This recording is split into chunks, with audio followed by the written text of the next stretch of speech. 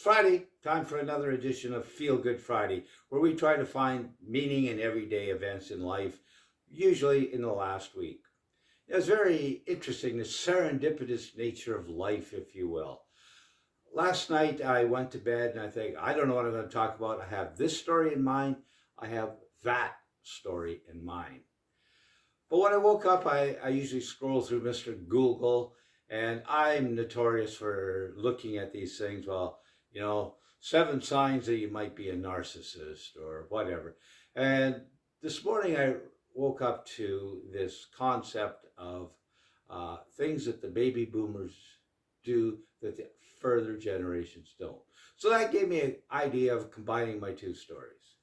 The first story I was going to share was about, I had a gentleman from Student Painting coming over to give me a quote on some painting on the outside of my house.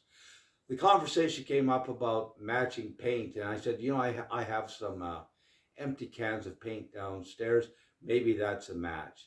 And when we came down, the gentleman took a look at all my Toastmaster trophies, and we struck up this wonderful little conversation.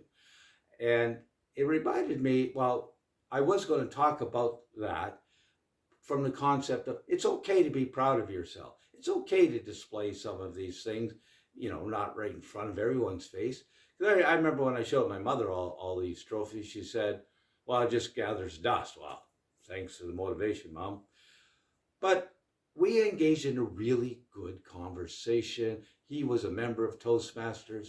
I shared stories about judging contests in South Africa, presenting via Zoom in London, England, the Philippines, in India, in Australia. Cool little things I did. And he shared some of his stories of starting out in Toastmasters and being afraid. It was really, really good. It set a very good tone for possibly doing some business later on.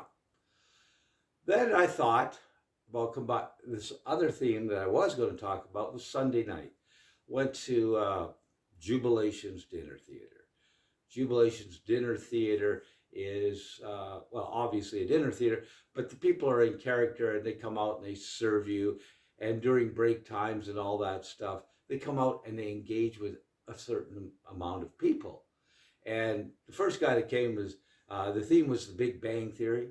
So Sheldon, he came along and I said, hey, Sheldon, I went to high school with Vulcan, Alberta, and that's where your good friend Spock is from, Vulcan.